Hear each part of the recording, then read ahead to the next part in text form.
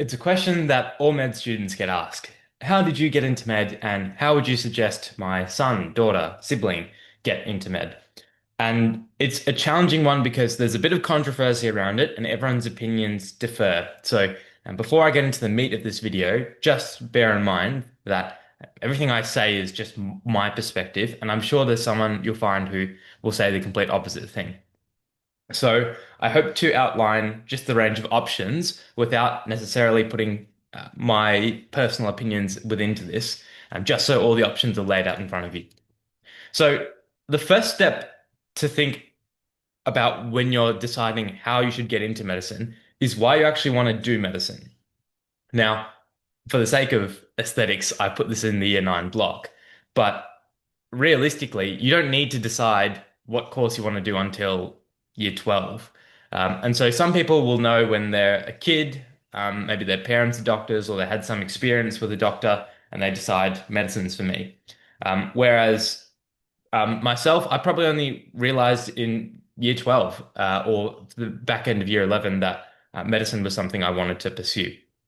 So that's the most important thing. Before you worry about anything else, like actually spend some time thinking, why medicine? And like, what are all the other options like? Sure, you might do like a work experience, but do your own digging, try and talk to people, try and actually get a sense of experience. See if you can actually articulate for more than like 5 minutes why you actually want to go into this, which isn't related to like helping people or something like that, which is a bit more generic. So that's I sort of wish I spent more time in that stage in terms of thinking like what are the different options for me? What are my strengths and weaknesses as a person, etc. Whereas, lots of influences from your friend group, um, from the school that you go to, what people around you are doing, what your parents suggest. But try and think as much and as deeply as you can about why you actually want to do this, because that will make the rest of this seem a bit more meaningful. Then I think similarly around this stage, we have a series of requirements to get into med. And essentially, you've basically just got to be like top 1% in most of the things that you do.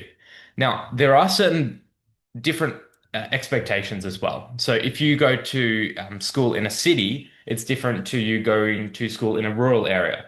So what some people will do is if they decide early, they'll go and do their schooling in a rural area to essentially get these schemes that allow you to get in to med with lower scores.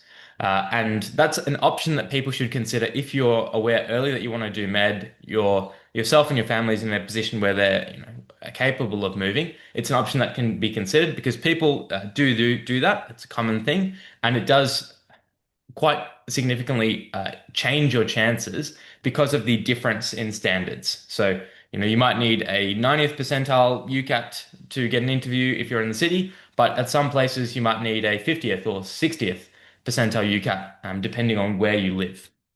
So it can be night and day. Um, that being said, I'll leave that up to you whether that's something that you want to consider. For most people, I imagine it wouldn't be feasible, but it's an option if you're aware early. And look into the specifics of that. Then we have essentially your ATAR score. And for most people, this journey sort of starts in year 10. And essentially, the way it works in Victoria is most people will do um, 6 subjects, and out of the 6, maybe 1 or 2 get done in year 11, and the other 4 get done in year 12. And there's sort of an intro to those subjects in year 10 where things start to get a bit more serious. People often go for tutoring in probably year 11 and 12. Some people will do no tutoring, some people year 12 only, some people, start at year 9 and 10. There's a range of options, but it's about, I guess, coming up with your plan of approach. Starting earlier isn't necessarily better. So it's important to balance all these things and essentially just monitor how you're going. So ATAR will make up a third of the piece of the pie at most universities, and then the UCAT is this other third. Now, I've made a previous video on how long you should spend preparing for the UCAT, but as far as most unis are concerned, it is actually weighed the same amount as the ATAR, despite being given significantly less importance by schools, students, and parents alike. So it's something that just requires an appreciation of its significance. This is, for most people, worth the same amount as the ATAR, and so it should be given its due diligence. It's very, very hard if you leave yourself 6 weeks. Some people can do it, but most people, I'd say, 6 to 12 months minimum of consistent practice is probably a good allocation, given it's worth the same as your ATAR, and your ATAR is probably getting at least 2 years. Finally, you sit an interview based on your UCAT and ATAR scores, generally based on your UCAT score. And this people will generally prepare for this later on, maybe after they've done the year 12 exams or starting to dabble with it in the middle of year 12 after the UCAT. Essentially, your UCAT score is a reasonable predictor of whether you'll get an interview or not. But I don't think it's something that needs to be started particularly early. Yes, it's worth a third of the marks, but I think the skills that are required, it's a bit harder to cram and study for this. It's, I think, more about how you present yourself in terms of speaking ability, how well you can formulate like a broad range of points. And so realistically, after you've done your year 12 exams, you have plenty of time essentially to do a month of just interview practice with someone who's done the relevant interview before. And I think for most people, that tends to be enough. Now, there's plenty of other sort of factors to consider. But if I had to think about how most people from the city get into med, it would be a combination of picking the right ATAR subjects. So thinking not only what are you good at, what do you enjoy, but also what scales. I think that has to be a factor because if you essentially look at everyone in med and look at all their subject selections, there would be some similarities. Many people would do your combination of English, chemistry, methods, specialist.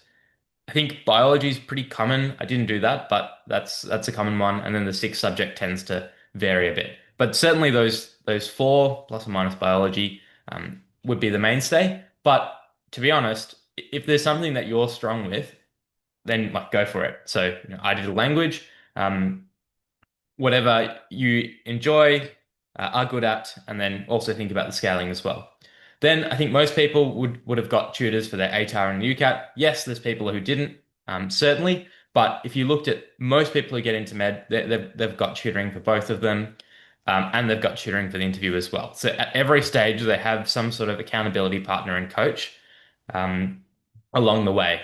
Then I think you'll also find amongst people in med that often they get in groups. And so at least people from the metro settings, you'll find that it's clusters of people from schools are often the case. So you'll see, one school with 10 people or one school with 20 people. And I think that's just the case of people in a good friend group rubbing against each other who are all aiming in a similar direction. So if you're in year 9 and 10, it might be a good idea if you know other people who are similarly interested in medicine to start that network early and then essentially prepare through this with each other and sort of have a bit of that friendly competition going and share resources with each other as well. It's a very complicated topic, and I think what I've covered here is only the surface of many discussions you should be having with family, current medical students, careers, counselors at school, etc., because it's a big decision. But I'm hoping that there's been some insights here that I've been able to share with you. If you've got further questions, please let me know either in the comments or by organizing a call with myself. The place to do that and get further help with your UCAT is in the link in the description. And if you are after any sort of ATAR help, I'm happy to direct you to someone else who takes charge of the subject, such as methods specialist, English, chemistry, economics, etc. If you're serious about getting a good score, putting in whether it be you have 1 month to go or 1 year to go, it's important with the UCAT to get yourself equipped with the best resource possible because you need to be in the top 5 to 10%. So the first thing you should do is click the link in the description. This will give you access to my inner circle where I provide exclusive resources. The first of these is free PDFs. I every week will send out a free PDF covering some of my best strategies in each section. And so these include things like question types and key factors that you can consider. Additionally, by clicking out the link in the description, we can have a free one-on-one call where I give you my approach to practicing the UCAT and give you some advice and some free mentorship on how you can do well with this test and what it's like once you're in med. Furthermore, subscribe to the channel. I'm aiming for this to be the biggest area of free UCAT resources available with videos, PDFs, and free course. And so why not get your hands on these resources that have helped me and others get into med? Please do me a favor and share this with others if you found it helpful, and stay tuned for more videos on this channel. Thanks very much, guys. I'll see you next time.